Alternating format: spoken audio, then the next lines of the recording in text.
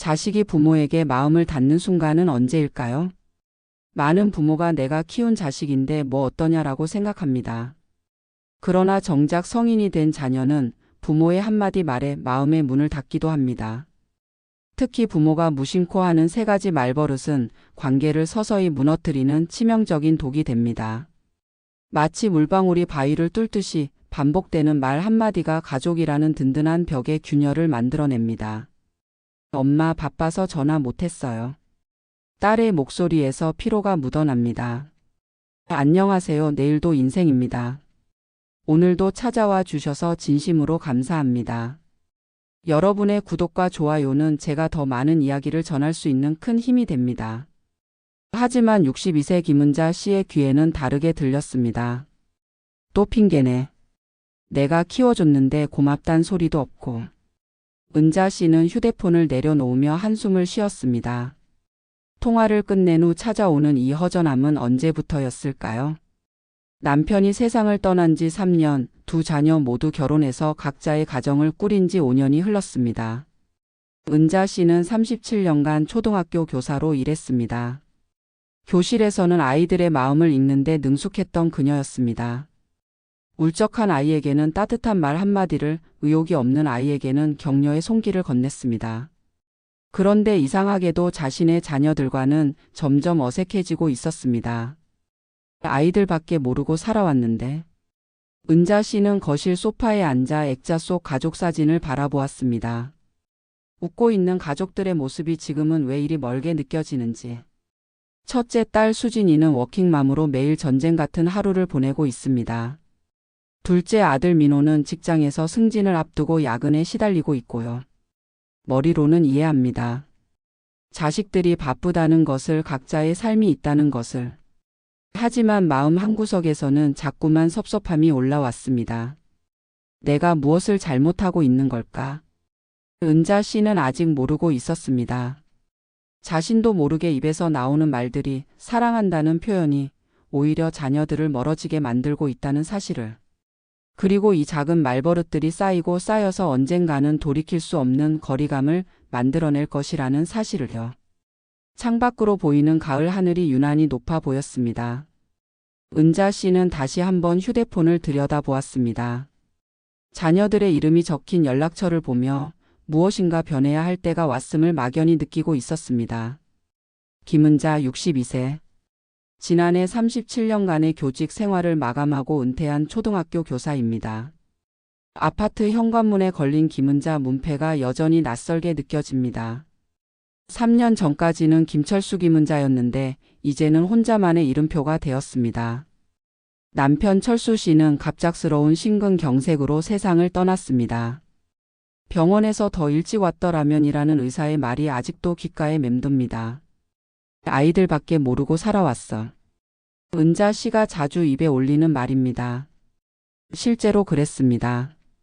첫째 딸 수진이가 태어난 순간부터 지금까지 35년 온 마음과 정성을 자녀들에게 쏟아부었습니다. 수진이가 대학 입시를 준비할 때는 매일 새벽 4시에 일어나 도시락을 쌌고, 둘째 아들 민호가 군대에 있을 때는 매주 면회를 다녔습니다. 엄마는 우리가 전부야.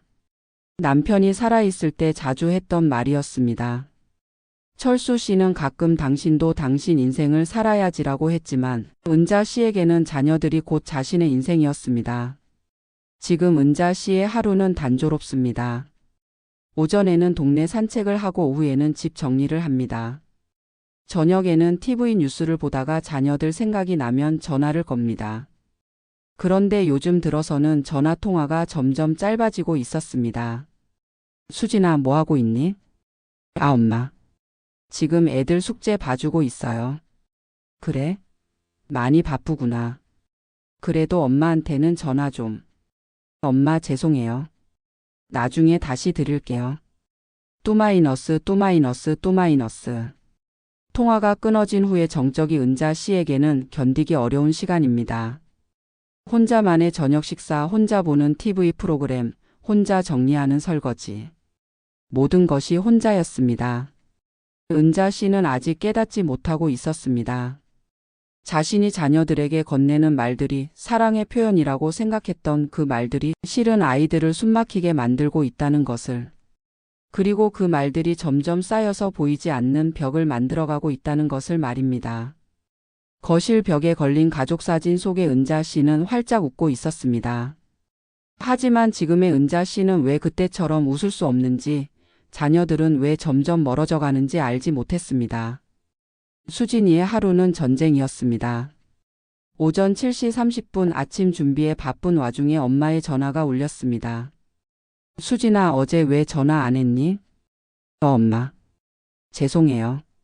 어제 회사에서 야근하고 집에 와서 애들 재우느라. 또 핑계야. 너 왜 전화 안 하냐? 엄마가 얼마나 기다렸는데. 수진이는 출근 준비를 하면서도 엄마의 목소리에 담긴 서운함을 놓치지 않았습니다. 처음에는 미안한 마음이 컸습니다. 정말로 바쁘긴 했지만 엄마를 생각할 시간이 없었던 것도 사실이었으니까요. 엄마 정말 바빠서 그랬어요. 이해해 주세요. 바쁘면 엄마는 생각도 안 나는 거야? 왜 이렇게 안 오냐? 나 혼자 이 큰 집에서.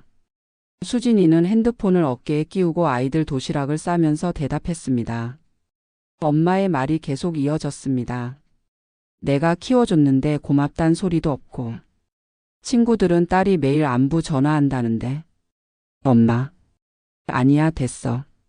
엄마는 이제 필요 없는 사람이니까. 통화가 끝난 후 수진이는 한숨을 쉬었습니다. 거울에 비친 자신의 얼굴이 피곤해 보였습니다. 회사에서는 팀장으로서 해야 할 일들이 산더미처럼 쌓여 있고 집에서는 두 아이의 엄마로서 해야 할 일들이 끝이 없었습니다. 엄마를 사랑하지 않는 건 아닙니다. 하지만 엄마와의 통화 후에는 늘 마음이 무거워졌습니다. 죄책감과 부담감이 동시에 밀려왔습니다. 한 달 전만 해도 수진이는 일주일에 두세 번은 엄마께 안부 전화를 드렸습니다. 하지만 통화할 때마다 듣는 말들이 똑같았습니다. 왜 안 하냐, 왜 안 오냐, 고맙지 않냐. 처음에는 죄송해요, 다음에는 꼭 그럴게요 라고 답했지만 똑같은 대화가 반복되면서 수진이의 목소리는 점점 차가워졌습니다. 여보, 또 어머니 전화였어? 남편 정민이 아이들을 학교에 태워다 주고 돌아와서 물었습니다. 응. 왜 전화 안 하냐고. 매번 그러시네. 당신도 힘든데. 정민의 말에 수진이는 고개를 끄덕였습니다. 남편도 이미 눈치채고 있었습니다. 장모님과의 통화 후면 수진이의 표정이 어두워진다는 것을. 수진이는 차를 몰고 회사로 향하면서 생각했습니다. 엄마를 이해해야 하는데. 하지만 왜 이렇게 부담스럽지? 엄마의 외로움을 모르는 것은 아니었습니다. 하지만 엄마와의 대화가 늘 자신을 탓하는 것으로 시작되고 끝나는 것이 힘들었습니다. 그날 저녁 수진이는 평소보다 늦게 엄마께 안부 전화를 드렸습니다. 하지만 엄마의 첫 마디는 역시나 예상했던 그대로였습니다. 이제야 전화하네. 나 죽는 줄 알았다. 둘째 아들 민호의 상황은 첫째와는 달랐습니다. 29살의 민호는 IT 회사에서 팀장 승진을 앞두고 있었습니다. 매일 밤 10시가 넘어서야 집에 들어가는 날이 대부분이었습니다. 민호의 휴대폰에 엄마의 전화가 걸려온 것은 금요일 저녁 11시였습니다. 회사에서 막 나와 지하철을 기다리고 있던 민호는 피곤한 목소리로 전화를 받았습니다. 엄마, 왜 이렇게 늦게? 민호야, 엄마가 오늘 어지러워서 쓰러질 뻔했어. 민호의 표정이 순간 굳어졌습니다.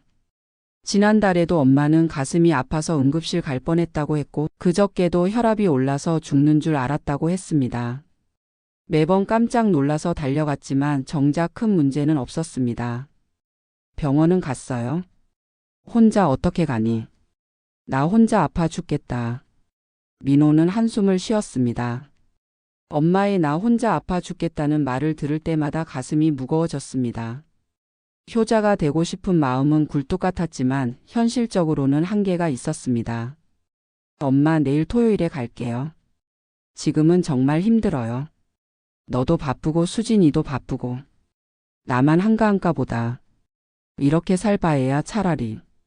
엄마, 그런 말씀 하지 마세요. 엄마의 말은 거기서 끊어졌지만 민호는 뒷말을 알고 있었습니다. 차라리 죽는 게 낫겠다는 말일 것이었습니다. 엄마는 자주 이런 식으로 말했습니다. 직접적으로 말하지는 않지만 충분히 알아들을 수 있게. 집에 도착한 민호는 아내 지영에게 털어놓았습니다. 또 어머니가 아프다고 하시네. 이번에는 뭐가 아프다고 하셔? 어지럽다고. 혼자 아파 죽겠다고. 지영은 고개를 저었습니다. 시어머니의 이런 전화가 이번이 처음이 아니었습니다. 처음에는 진짜 아픈 줄 알고 함께 병원에 모시고 가기도 했습니다. 하지만 검사 결과는 늘 이상 없음이었습니다. 여보, 어머니가 외로우신 건 이해하지만 이렇게 계속 하시면 우리도 힘들어. 민호도 그 사실을 모르는 것은 아니었습니다. 하지만 엄마의 전화를 받을 때마다 죄책감이 밀려왔습니다. 만약 정말로 아픈데 자신이 무시한다면 어떻게 될까 하는 불안감도 함께였습니다. 처음에는 엄마의 전화를 받으면 즉시 달려갔습니다. 하지만 비슷한 상황이 반복되면서 민호의 반응도 달라졌습니다. 내일 갈게요. 주말에 시간 내서 갈게요. 라는 말이 늘어났습니다. 그러자 엄마의 말은 더욱 극단적으로 변했습니다. 나 혼자 죽어도 모르겠구나. 자식들한테 버림받은 기분이야. 이럴 줄 알았으면 애를 왜 낳았나 싶어. 민호는 이런 말을 들을 때마다 숨이 막혔습니다. 엄마를 사랑하지 않는 것도 아니고 모시고 싶은 마음이 없는 것도 아니었습니다. 하지만 엄마와의 통화가 늘 이런 식으로 끝나니 부담스러울 수밖에 없었습니다. 어느새 민호는 엄마의 전화를 피하기 시작했습니다. 바쁘다는 핑계로 통화를 짧게 끝내거나 아예 받지 않는 경우도 생겼습니다. 나중에 문자로 회의 중이었어요. 나중에 연락드릴게요라고 보내는 것이 일상이 되었습니다. 은자 씨는 이런 변화를 느끼고 있었습니다. 하지만 이유를 알지 못했습니다. 왜 이렇게 애들이 냉정해졌나? 은자 씨는 혼자 중얼거렸습니다. 정작 자신이 던지는 말이 아이들에게 어떤 무게로 다가가는지는 전혀 깨닫지 못한 채로. 11월의 어느 추운 아침, 은자 씨는 화단 정리를 하다가 갑작스러운 허리 통증을 느꼈습니다. 순간 허리가 굳어지면서 움직일 수 없을 정도의 극심한 고통이 찾아왔습니다. 아이고. 은자 씨는 간신히 집 안으로 들어가 누워 있었지만 통증은 나아지지 않았습니다. 결국 119에 신고하여 응급실로 실려갔습니다. MRI 검사 결과 허리 디스크가 심하게 돌출되어 입원 치료가 필요하다는 진단을 받았습니다. 병원 침대에 누운 은자 씨는 떨리는 손으로 수진이에게 전화를 걸었습니다. 수진아, 엄마가 허리 디스크로 병원에 입원했어. 엄마 어느 병원이에요? 지금 갈게요. 이번에는 달랐습니다. 수진이의 목소리에서 진짜 걱정이 느껴졌습니다. 1시간 후 수진이가 병원에 도착했고 연이어 민호도 회사에서 급히 달려왔습니다. 엄마 많이 아프세요? 괜찮아. 그냥 허리가 좀. 하지만 은자 씨의 기대와는 달리 자녀들의 방문은 예상보다 짧았습니다.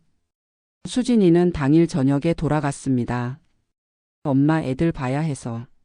내일 또 올게요. 민호도 다음날 오전에 잠깐 들렀다가 회사 업무 때문에 나갔습니다. 엄마, 중요한 프레젠테이션이 있어서.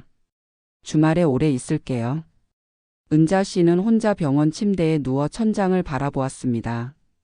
늘 나 아파 죽겠다고 말했지만 정작 진짜로 아플 때는 아이들이 오래 머물지 않는다는 것을 깨달았습니다. 간병인 아주머니가 물을 가져다 주며 말했습니다. 따님, 아드님이 참 바쁘시겠어요. 요즘 젊은 사람들 다 그래요. 그래요.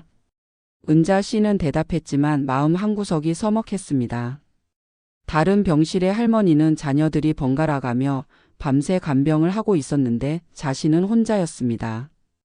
입원 3일째 되던 날 은자 씨는 복도를 걷다가 우연히 다른 병실에서 들려오는 대화를 듣게 되었습니다. 할머니, 오늘 기분이 어떠세요? 아이고, 우리 딸 왔구나. 내가 와서 얼마나 기쁜지 몰라. 할머니가 웃으시니까 저도 좋아요. 빨리 나으셔야 해요. 따뜻하고 자연스러운 대화였습니다.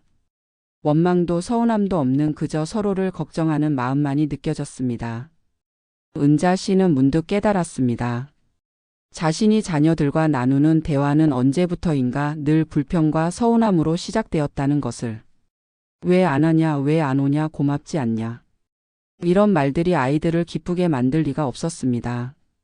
그날 밤 은자 씨는 잠을 이루지 못했습니다. 지난 몇 년간 자신이 자녀들에게 했던 말들이 주마등처럼 스쳐 지나갔습니다.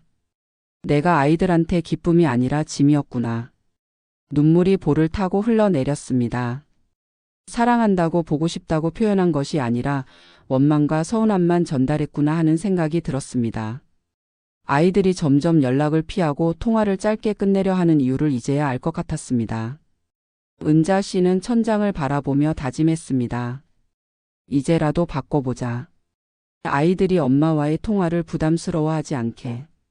퇴원을 앞둔 마지막 날 수진이가 짧게 들렀을 때 은자 씨는 평소와 다른 말을 했습니다. 수진아, 바쁜데 와줘서 고마워. 내가 건강하니까 엄마도 마음이 놓인다. 수진이는 잠시 놀란 표정을 지었습니다. 평소 엄마의 말과는 너무 달랐기 때문입니다. 하지만 그 말을 듣고 나니 마음이 한결 가벼워지는 것을 느꼈습니다. 퇴원 후 집으로 돌아온 은자 씨는 거실 소파에 앉아 깊게 생각했습니다. 병원에서 다짐한 것들을 실제로 실행에 옮기는 것은 생각보다 어려웠습니다. 37년간 입에 붙어 있던 말버릇을 하루아침에 바꾸는 것은 쉽지 않았기 때문입니다. 다음 주 화요일 은자 씨는 평소보다 일찍 수진이에게 전화를 걸었습니다. 예전 같았으면 왜 전화 안 했냐고 시작했을 텐데 이번에는 다른 말로 시작해 보려 했습니다. 수진아, 목소리 들으니까 반가워. 엄마 어떻게 지내세요? 허리는 좀 어때요? 수진이의 목소리가 평소보다 부드러웠습니다. 은자 씨는 용기를 내어 계속 말했습니다. 많이 좋아졌어. 수진아, 내가 매일 바쁘게 일하는 거 보니까 대견하다. 엄마가 그런 말씀을 하시다니. 고마워요. 엄마가 그동안 너한테 서운한 소리만 했었지? 미안해. 전화를 끊고 나서 은자 씨는 가슴이 두근거렸습니다. 자녀에게 미안하다고 말한 것이 언제였던가 싶었습니다. 어색했지만 나쁘지 않은 기분이었습니다. 목요일에는 민호에게 전화를 걸었습니다. 평소 같았으면 왜 안 오냐, 나 혼자 외롭다고 했을 텐데 이번에는 다르게 접근해 보았습니다. 민호야, 승진 준비 잘 되어 가니? 네, 엄마. 다음 주에 최종 발표예요. 그래? 우리 아들이 팀장이 되다니. 엄마가 얼마나 자랑스러운지 몰라. 민호는 잠시 말이 없었습니다. 엄마가 자신의 일을 챙겨주고 격려해 준 것이 언제였던가 싶었습니다. 엄마, 고마워요. 힘들어도 건강 챙기면서 해. 엄마는 언제든 내 편이야. 통화를 마친 민호는 아내 지영에게 말했습니다. 이상해. 엄마가 오늘 아프다는 소리를 한 번도 안 하셨어. 정말요? 어머니가 변하신 것 같네요. 2주가 지나자 변화가 나타나기 시작했습니다. 수진이가 먼저 엄마에게 안부 전화를 걸어온 것입니다. 엄마, 오늘 날씨 좋던데 산책 나가셨어요? 아이고, 수진이가 먼저 전화하네. 엄마가 얼마나 기쁜지 몰라. 엄마가 요즘 밝으셔서 저도 기뻐요. 이번 주말에 아이들 데리고 갈게요. 은자 씨는 전화를 끊고 나서 눈물이 났습니다. 기쁨의 눈물이었습니다. 언제부터인가 자녀들과의 통화가 부담이 아니라 기다려지는 일이 되었습니다. 민호도 달라졌습니다. 승진 발표가 있던 날 저녁 민호가 직접 전화를 걸어왔습니다. 엄마, 저 팀장 됐어요. 정말? 축하해, 우리 아들. 이번 주말에 지영이랑 함께 인사드리러 갈게요. 맛있는 거 사가서 같이 먹어요. 은자 씨는 달력에 동그라미를 그려가며 자녀들이 올 날을 기다렸습니다. 예전에는 언제 오냐고 재촉했지만 이제는 그저 기다리는 것이 즐거웠습니다. 한 달 후 수진이와 민호가 동시에 집에 왔습니다. 오랜만에 온 가족이 모인 저녁 식사 자리였습니다. 엄마, 요즘 많이 밝아지신 것 같아요. 수진이가 말했습니다. 맞아요. 예전에는 엄마랑 통화하면 마음이 무거웠는데 요즘은 통화가 기다려져요. 민호도 동의했습니다. 은자 씨는 자녀들의 말을 들으며 뿌듯함을 느꼈습니다. 엄마도 너희들과 얘기하는 게 즐거워. 그동안 서운한 소리만 해서 미안했어. 괜찮아요, 엄마. 이제부터가 중요하죠. 그날 밤 은자 씨는 오랜만에 마음 편히 잠들 수 있었습니다. 자녀들의 웃는 얼굴을 떠올리며 진짜 사랑을 표현하는 방법을 늦게나마 깨달은 것에 감사했습니다. 자녀와 부모의 관계는 피로 맺어진 끈이지만 말 한마디로도 쉽게 끊어질 수 있습니다. 김은자 씨의 이야기는 우리 주변 어디서나 볼 수 있는 평범한 일상입니다. 자녀를 사랑하지 않는 부모는 없습니다.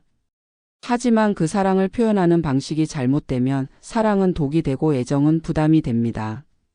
첫 번째 말버릇 왜 안 하냐라는 불평. 왜 전화 안 하냐, 왜 안 오냐, 왜 연락이 뜸하냐. 이런 말들은 자녀에게 죄책감을 안겨줍니다. 사랑의 표현이라고 생각했던 말이 실은 자녀를 숨막히게 만드는 족쇄가 되었습니다. 자녀들은 점점 부모와의 연락을 의무로 여기게 되고 결국 그 의무마저 부담스러워합니다. 두 번째 말벌은 너 고맙지 않냐라는 서운함. 내가 키워줬는데 이렇게 해줬는데 고맙다는 소리도 없냐. 부모의 헌신과 희생을 내세우는 말들입니다. 하지만 자녀에게는 감사가 아니라 빚진 기분만 안겨줍니다. 사랑은 대가를 바라지 않을 때 비로소 진짜 사랑이 됩니다. 세 번째 말벌은 나 힘들다라는 지속적 하소연. 나 혼자 아파 죽겠다, 외롭다, 쓸쓸하다. 자신의 처지를 한탄하는 말들이 반복되면 자녀들은 부모를 피하게 됩니다. 진짜 어려운 일이 생겼을 때도 믿음을 잃게 만드는 위험한 말버릇입니다. 이 세 가지 말버릇은 자녀의 마음을 닫게 만드는 지름길입니다. 마치 서서히 스며드는 독처럼 가족 관계를 조금씩 갉아먹습니다. 하지만 김은자 씨의 변화는 우리에게 희망을 보여줍니다. 62세의 나이에도 변할 수 있었습니다. 평생 입에 붙어 있던 말버릇을 바꾸는 것이 쉽지는 않았지만 불가능하지도 않았습니다. 불평 대신 격려를, 서운함 대신 감사를, 하소연 대신 응원을. 목소리 들으니 힘이 난다. 내가 열심히 사는 게 자랑스럽다. 엄마는 언제든 내 편이야. 이런 말들이 자녀와 부모 사이를 다시 이어주는 다리가 되었습니다. 부모가 존중받고 싶다면 먼저 자녀를 존중하는 언어를 선택해야 합니다. 자녀의 바쁜 일상을 이해하고 그들의 노력을 인정해주고 무조건적인 지지를 보내주는 것. 그것이 진정한 부모의 사랑입니다. 말은 씨앗과 같습니다. 원망의 씨앗을 뿌리면 서운함이 자라나고 사랑의 씨앗을 뿌리면 감사가 꽃을 피웁니다. 매일매일 자녀에게 건네는 말들이 어떤 씨앗인지 생각해 봐야 합니다. 김은자 씨는 이제 자녀들의 전화를 기다립니다. 재촉하지 않고 원망하지 않고 그저 기다립니다. 그리고 그 기다림은 더 이상 외롭지 않습니다. 자녀들이 먼저 안부를 묻고 자신의 소식을 전하고 시간을 내어 찾아오기 때문입니다. 김은자의 변화처럼 우리도 자녀와의 대화에서 기쁨의 말을 습관으로 삼아보는 건 어떨까요? 오늘 밤 자녀에게 전화를 걸 때 왜 안 했냐 대신 목소리 들으니 좋다고 말해보세요. 작은 변화가 큰 기적을 만들어낼 것입니다. 부모와 자녀 사이에 다시 웃음이 피어나고 따뜻한 대화가 오가는 그날까지 우리의 말 한마디 한마디가 사랑의 씨앗이 되기를 바랍니다. 오늘도 내일도 인생과 함께해 주셔서 감사드리며 이 이야기가 여러분 마음에 작은 울림이 되었다면 구독과 좋아요 그리고 알림 설정까지 부탁드립니다. 그리고 여러분의 이야기도 댓글로 들려주세요. 다음 시간에는 또 다른 인생 이야기를 들고 와서 여러분 하루의 따뜻한 동행이 되어 드릴게요. 감사합니다.